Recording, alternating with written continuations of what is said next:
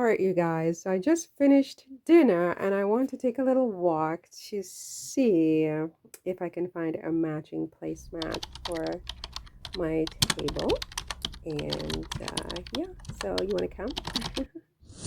I'm not even going to press my shirt. It's not very Parisian, but I don't care. I would like to get myself a ring. Let's see. Let's get maybe this one because I'm having a white shirt. I can wear that one, right?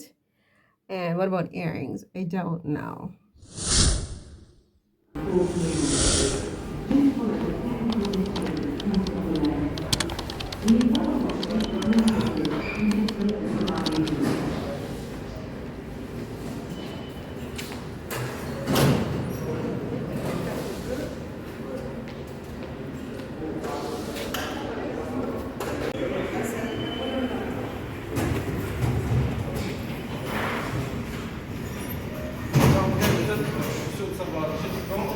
Am I directionally challenged? Maybe a little bit.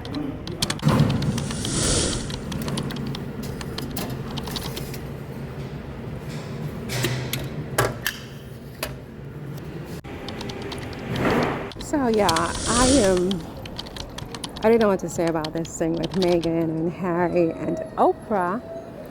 I'm just taking a walk right now in the village of Passy. I want to go up this street here. It's a cute little street. And you also have the market over here, which is interesting.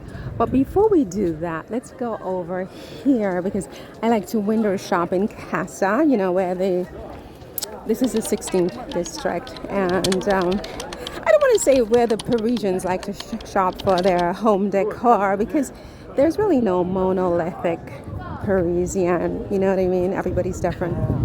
But there is a store up here, which I'm sure you have in America and other parts of the world, where they have like cute little things for the home. So I'm going to go check that out while I'm thinking about Oprah and Meghan and Harry. So what do you think, dear listener, actually?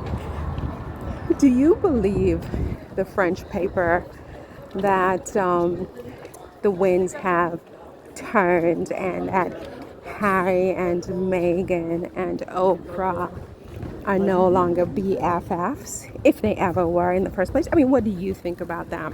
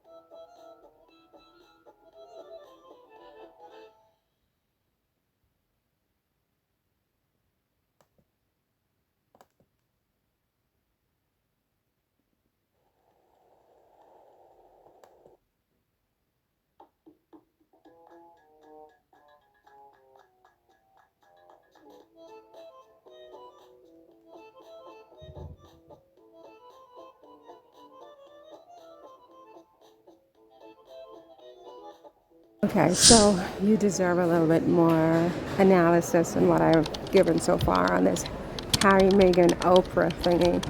You know what I think I'm going to do, however, is I'm going to go into the supermarket, which is right here, and I am going to, do I want to even go in here or go downstairs?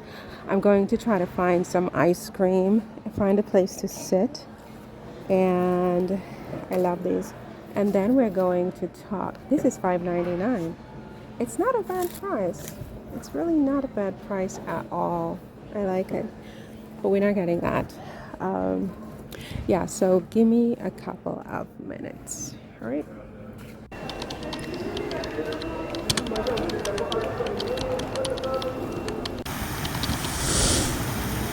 All right, so let's try to find a quiet spot where I can sit and talk about Oprah and Meghan and Harry. I suspect it's not going to be possible because everybody has the same idea.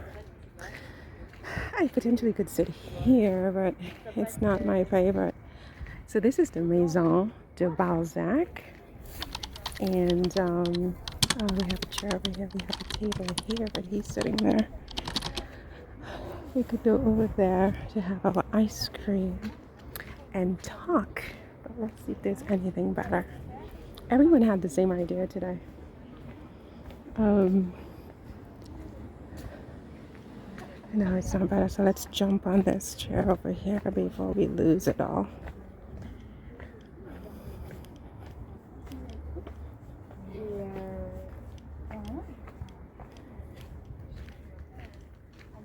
Okay, so we'll sit here and we put our ice cream here.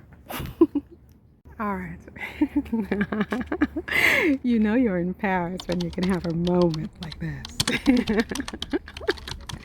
Oh my God. Okay, so I'm having my ice cream, and yes, I'm gonna have the whole entire tub by myself. I don't care.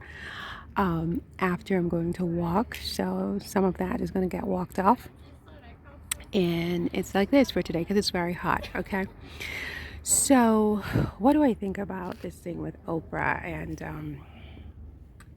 Meghan and Harry? Can I do this? The chair is actually quite far away from the table. I'm a lefty, and so this is not going to work. I can't eat and talk.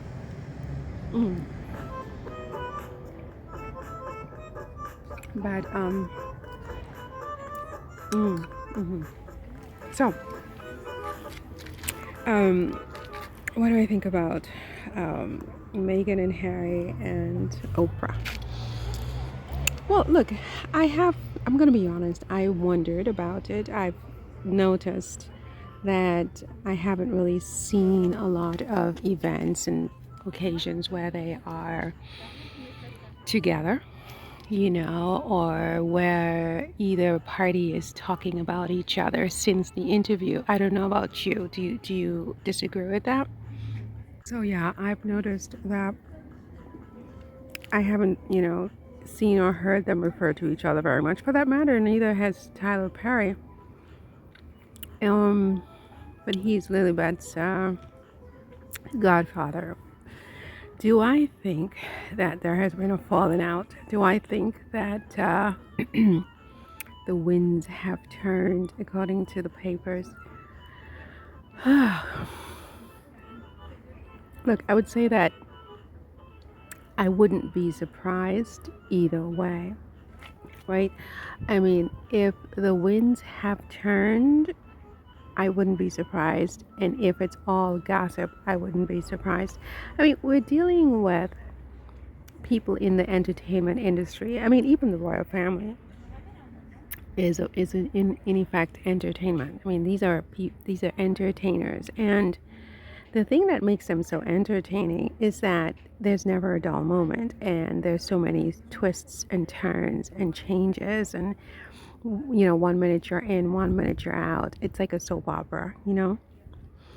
I don't sense, my sense is, and that's not to say anything against Oprah or anybody, Meghan, Harry, or anybody personally, but my sense is that the entertainment industry does not lend for the most lasting alliances or friendships as a general rule. There are exceptions. I mean, look at Oprah and Gail, right?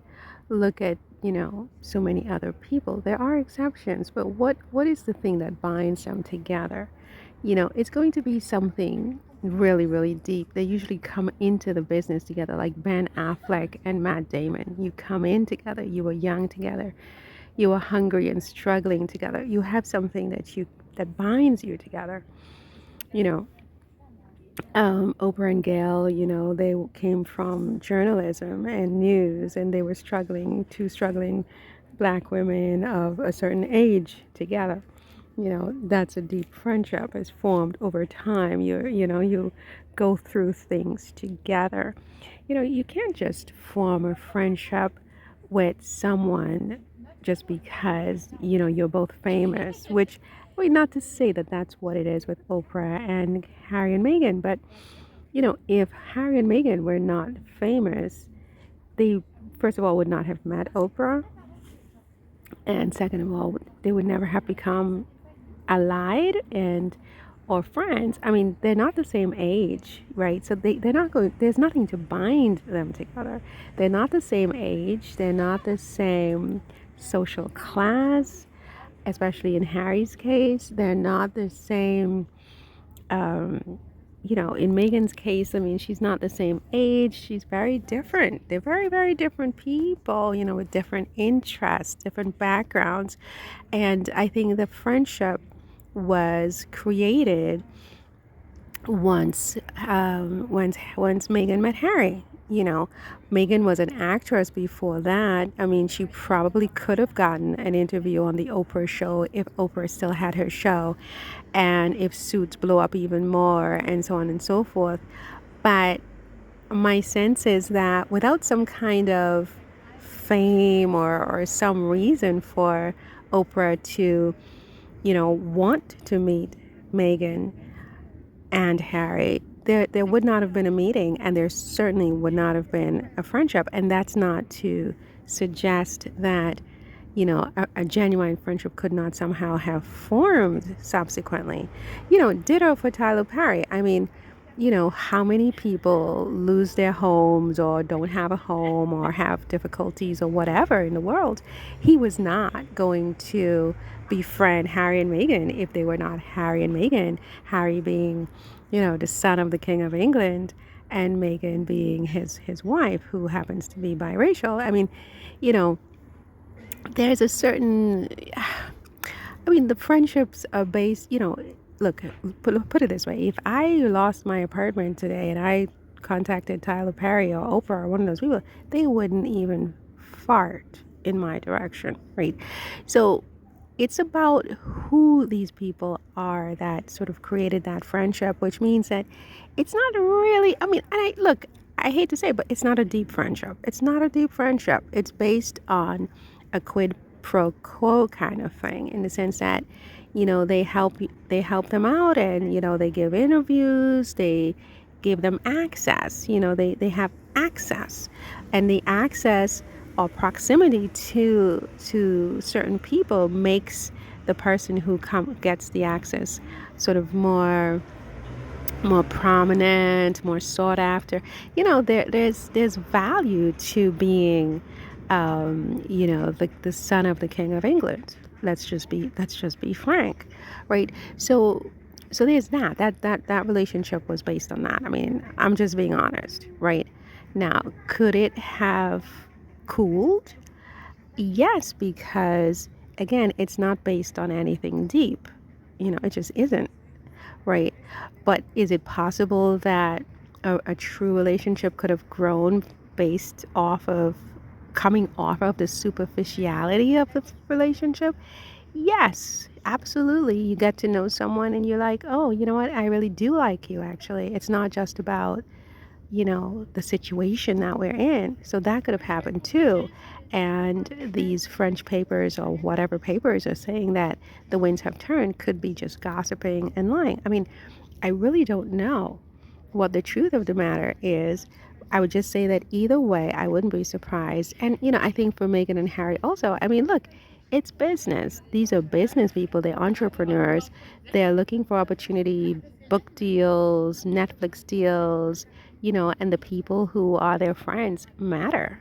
people who can get them where they're trying to go matter. They're not going to be friends with, you and me. We don't got nothing that they need. But Oprah has what they need. She has contacts. She has, recognition, fame, respect, etc., etc.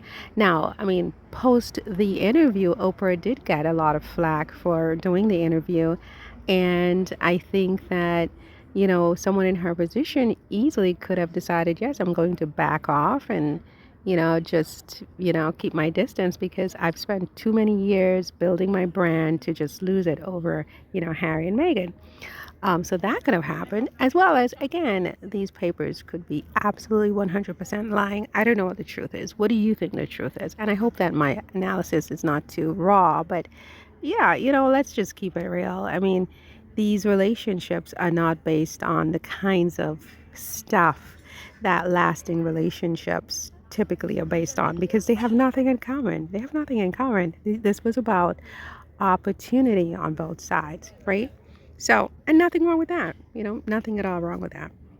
All right, so I am heading to the marché of Passy, and I just wanted to say once again that yes, I did eat all the ice cream in one sitting. However, I consider that dinner plus like a snack, you know what I mean?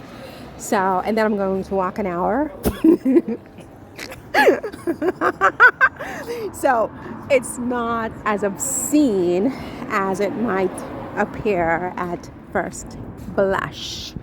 Okay? All right? I did eat the whole thing. Okay? But I'm not a bad person. I'm not a glutton. I mean, first of all, what was I going to do? It was going to melt, right?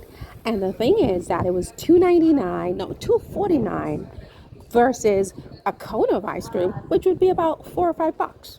So it's cheaper for more. But the thing is, I really shouldn't have had it in the first place. But I consider it to be dinner plus a snack, okay? And then I'll walk for an hour, right? So it's like, it zeroes it out. It zeroes it out, right? So yeah, as I said, to continue on with Harry and Meghan and Oprah, I don't mean to be harsh about it. I'm just really being brutally honest about it, in the sense that it doesn't make any of these people, bad people. It's just how this is a business. It's a business.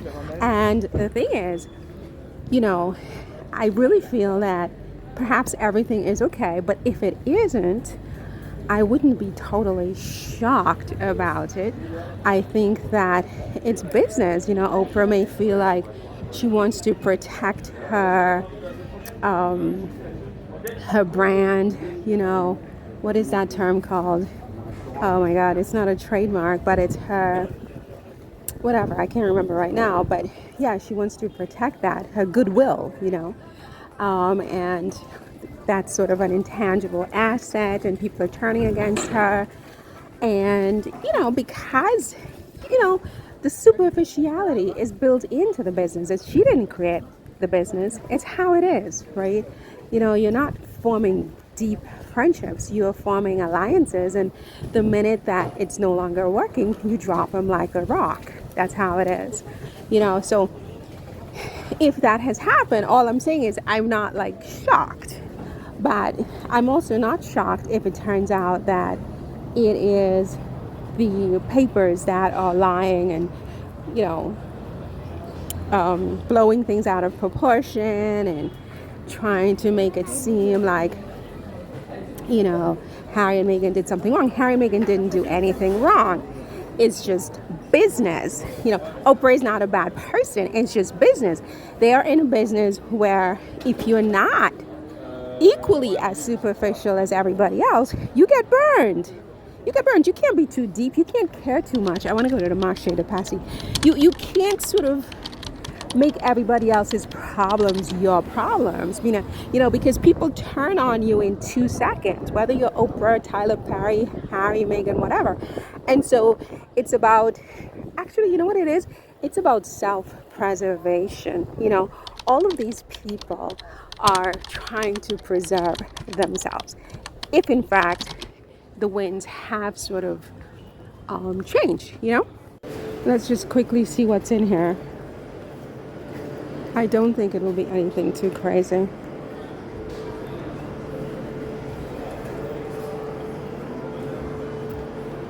You know that I can't. It's much smaller than I expected, actually. I thought it would be more elaborate. The Marché de Passy. There's another one in the Marais. The, oh my gosh. Le, Qua, ni, oh my gosh. I can't remember it. It's like a Red Cross type of a setup, but it's really elaborate. And I really, really love it over there. La Poissonnerie de Passy. So it looks like maybe it's the end of the day and most of the things are gone anyway. But yeah, I mean, if you're in the 16th and whatever, you could definitely come check this out. You know, there's a nicer one in the Marais though. I can't remember the name of it right now. I can't remember the name of it, but I went there once and I was absolutely blown away by it. Okay, you guys, I must take a walk in peace and quiet. So I'm going to end this one here, okay? Hope I didn't offend anybody. I'm a Sagittarius Capricorn. I mean, you're going to get the truth, the whole truth, and nothing but the truth. So help you God with this, okay? So that's just how I'm made. Okay, listen. See you in the next one. Take care.